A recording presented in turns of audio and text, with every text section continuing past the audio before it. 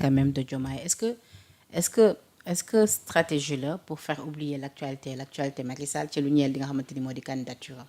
non li ñuy wax suul kër du ko tere feeñ non je ne pense pas non je ne pense. donte ni nag gis nga sortie bi ci Cheikh Niang def muy jiital ministère des affaires étrangères ci lu ñeel position wu Sénégal ci candidature bi comme pour dire que ni ils sont pas concernés. non ils sont concernés c'est-à-dire j'en profite d'ailleurs pour nuyu ko xam nga ñëpp xam nañ sama diggante ak Cheikh Niang suma grand la ñoo bokk dëkk Thiaroye mais dans cette histoire là c'est pas Cheikh Niang qui décide et comme je dis le président de la République est la clé de voûte des institutions.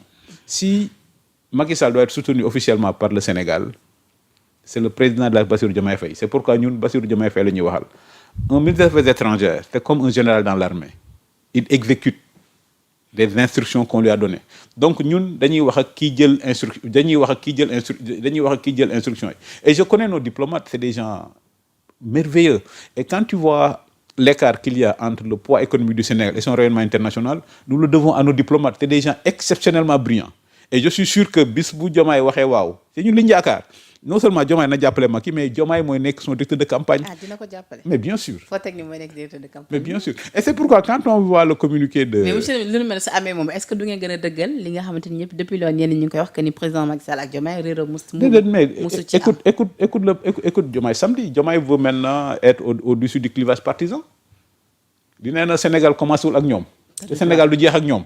Donc il a voulu dire en termes simples que l'intérêt national doit primer sur les clivages partisans. Donc mën a wax loolu samedi ba pare. mais de là à être quand même le directeur de campagne de Macky Sall. Non mais s'il le soutient c'est pas seulement verbal. Parce que si l'État du Sénégal décide de soutenir Macky, mais ce sont nos diplomates qui vont faire campagne. Et c'est comme ça que le Sénégal a élu a réussi à faire élire Jacques Diouf à la FAO, Ibrahima Fall à l'ONU, Amadou Mahtar Mbow. président Macky Sall. Pourquoi jusqu'ici defaguñ ko parce que jusqu'ici d'ailleurs ministre bi wax na ko que ni aucune décision n'a été prise. Waaw loolu c'est pourquoi on interpelle Diomaye quand il dit oui le Sénégal n'a pas été associé.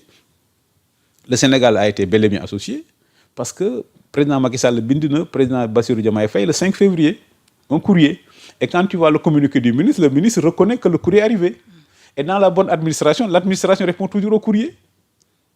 D'ailleurs, je me rappelle, il y a un truc du Conseil d'État français parce que l'administration française ne répondait pas au courrier, qui dit que si vous écrivez à l'administration, si l'administration ne répond pas dans un délai raisonnable, vous pouvez considérer que votre demande a été. amuloo benn doute que ni oui, l'État du Sénégal. Mais bien sûr, mais le bon sens est en train de revenir.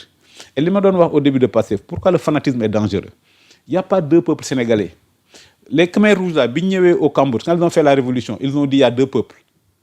C'est pourquoi tu entends les peuples de Pastef, ces barbaries-là. Oui, est-ce que tu projet bi la bokk? Ça veut dire qu'il n'y a pas deux peuples sénégalais. C'est le même peuple qui élit, c'est le même peuple qui enlève. Cambodge, les Khmers rouges, ils ont estimé que képp ku am niveau certificat d'études, tu fais partie de l'ancien peuple. Donc tu n'es pas assimilable. Et ils ont fait un génocide.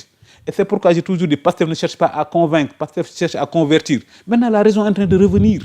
Li Diomaye wax, le Sénégal n'a pas commencé avec Pastef. Le Sénégal ne finira pas avec Pastef. Il se rend compte que historiquement, Pastef ne peut être qu'une intermède. Pastef ne peut être qu'une intermède. Et c'est pourquoi l'intérêt national, le président de la République définit la politique extérieure. Et quand on est en matière de politique extérieure, si on se réfère aux États-Unis, les Américains disent qu'en matière de politique, il y a deux écoles. La première école, c'est Morganto qui dit la politique extérieure se fonde sur la défense de l'intérêt national. Keneen ki Léo Strauss qui dit la politique extérieure doit se fonder sur la pureté morale. Donc quand tu prends les deux éléments qui définissent une politique extérieure, Diomaye ne peut que soutenir Macky. Est-ce que Macky Sall est jeu de l'ONU? Est-ce que c'est l'intérêt national du Sénégal? Oui. Est-ce que président Macky Sall la clarté morale. Comment le Sénégal va se comporter dans le monde? Diomaye, comment il va regarder les autres chefs d'État en étant contre la candidature de ressortissants sénégalais. Donc sur les deux piliers de la politique extérieure, la clarté morale et l'intérêt national, Diomaye est obligé de le soutenir. Donc nous liñ bëgg, c'est pas seulement le soutien. C'est pas seulement me répondre au courrier en disant que je te soutiens, non, mais qu'il mette en branle la machine diplomatique pour que Macky Sall gagne haut la main. Est-ce que jàpp nga ni président Macky Sall mën na gagner haut la main? Mais bien sûr. Fan ngeen toll ci liggéeyu candidature bi. Mais bien sûr, on est favori. On mène la course en tête. Et c'est pourquoi damay wax rek Sénégal, il faut ñu moytu am gàcce comme ni ko wax gàcceem nga def na mbool yaama. luy gàcce gu des Mboliama mooy que Sénégal bañ a jàppale Macky Sall gagné donc tu imagines Diomaye bu demee assemblée générale des Nations Unies en septembre nu muy xoolee Macky Sall et li may wax Diomaye mu jàppale Macky c'est un pari pascalien. C'est quoi un pari pascalien? À tous les coups il gagne. bu jàppalee Macky Sall gagné mais ndamu Sénégal la donc ndamam la. bu Macky Sall ñàkkee donc defetu Macky Sall la. L'ancien ministre Farba Senghor bi ma ko invité mu toog fii dafa jàpp ni sax tey jii lu nu mel ruse lay nekk si ñoom bu ñu jàppalee woon président Macky Sall mu gagné parce que nee na de ce fait président Macky Sall dañu koy disqualifié ci li nga xamante ni moom moo di 2029 d'office pour mu mën a ñëwaat ci. mais Farba raison mais xam nga c'est une analyse de bon sens comme Farba séeréer la donc je me rends compte que même les séeréers ont du bon sens donc maintenant la question qu'il faut se poser le bon sens là. Pourquoi Sonko et Diomaye ne l'ont pas? Mais parce que, comme je dis, leur patriotisme est un patriotisme purement émotionnel. On ne peut pas gouverner par l'émotion. Mais pourquoi le président Sonko wax ci candidature au président Macky Sall? Parce qu'il se rend compte que c'est notre premier ministre. Moom waru ci wax. C'est-à-dire que premier ministre warul ci wax ci politique extérieure. Il y a cela une semaine, je l'ai dénoncé. La cacophonie qu'il y a en matière de politique extérieure. Sonko qui soutient l'Iran, Diomaye qui soutient l'Arabie Saoudite, c'est inédit. C'est la première fois que ça arrive dans l'histoire du monde. Sonko qui dit j'exprime ma solidarité à l'Iran, Diomaye qui dit oui, j'exprime mon soutien à l'Arabie Saoudite. Et comme je dis, il faut pas. Ils ont hérité d'un grand pays.